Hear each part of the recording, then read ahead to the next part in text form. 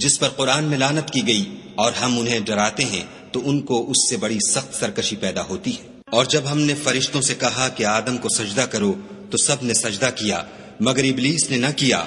بولا کہ بھلا میں ایسے شخص کو سجدہ کروں جس کو تو نے مٹی سے پیدا کیا ہے۔ اور از راہ طنز کہنے لگا کہ دیکھ تو یہی وہ ہے جسے تو نے مجھ پر فضیلت دی ہے، اگر تو مجھ کو قیامت کے دن تک کی مہلت دے تو میں تھوڑے سے شخصوں کے سوا اس کی تمام اولاد کی جڑ کاٹتا رہوں گا۔ خدا نے فرمایا یہاں سے چلا جا،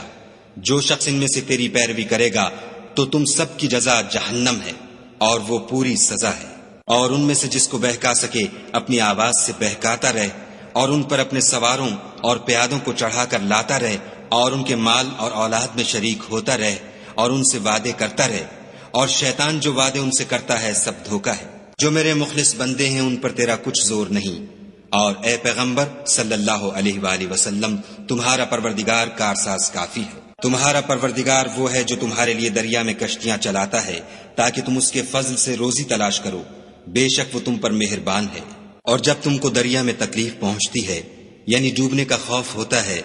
تو جن کو تم پکارا کرتے ہو سب اس پروردگار کے سوا گم ہو جاتے ہیں، پھر جب وہ تم کو ڈوبنے سے بچا کر خشکی کی طرف لے جاتا ہے تو تم منہ پھیر لیتے ہو،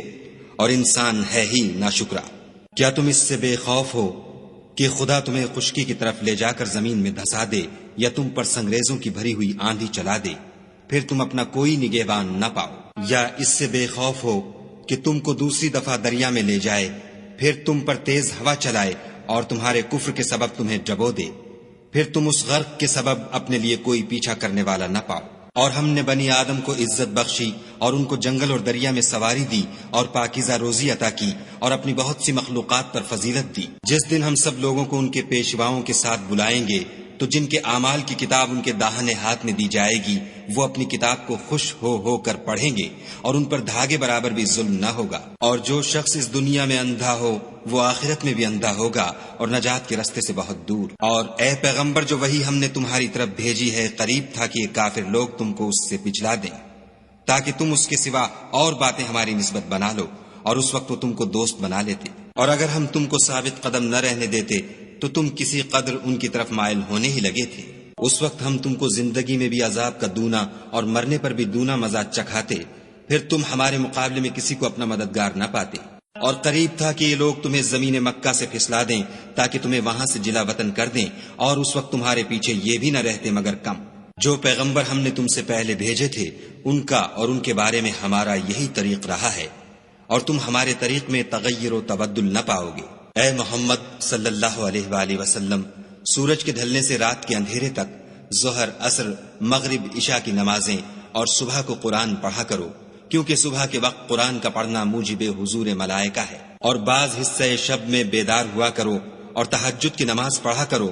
یہ شب خیزی تمہارے لیے سبب زیادت ہے، قریب ہے کہ خدا تم کو مقام محمود میں داخل کرے۔ اور کہو کہ اے پروردگار مجھے مدینے میں اچھی طرح داخل کیجو اور مکے سے اچھی طرح نکالیو، اور اپنے ہاں سے زور و قوت کو میرا مددگار بنائیو۔ اور کہہ دو کہ حق آ گیا اور باطل نابود ہو گیا، بے شک باطل نابود ہونے والا ہے۔ اور ہم قرآن کے ذریعے سے وہ چیز نازل کرتے ہیں جو مومنوں کے لیے شفا اور رحمت ہے، اور ظالموں کے حق میں تو اس سے نقصان ہی بڑھتا ہے۔ اور جب ہم انسان کو نعمت بخشتے ہیں تو روح گرداں ہو جاتا اور پہلو پھیر لیتا ہے، اور جب اسے سختی پہنچتی ہے تو نا امید ہو جاتا ہے۔ کہہ دو کہ ہر شخص اپنے طریق کے مطابق عمل کرتا ہے، سو تمہارا پروردگار اس شخص سے خوب واقف ہے جو سب سے زیادہ سیدھے رستے پر ہے۔ اور تم سے روح کے بارے میں سوال کرتے ہیں، کہہ دو کہ وہ میرے پروردگار کی ایک شان ہے اور تم لوگوں کو بہت ہی کم علم دیا گیا ہے۔ اور اگر ہم چاہیں تو جو کتاب ہم تمہاری طرف بھیجتے ہیں اسے دلوں سے محو کر دیں، پھر تم اس کے لیے ہمارے مقابلے میں کسی کو مددگار نہ پاؤ،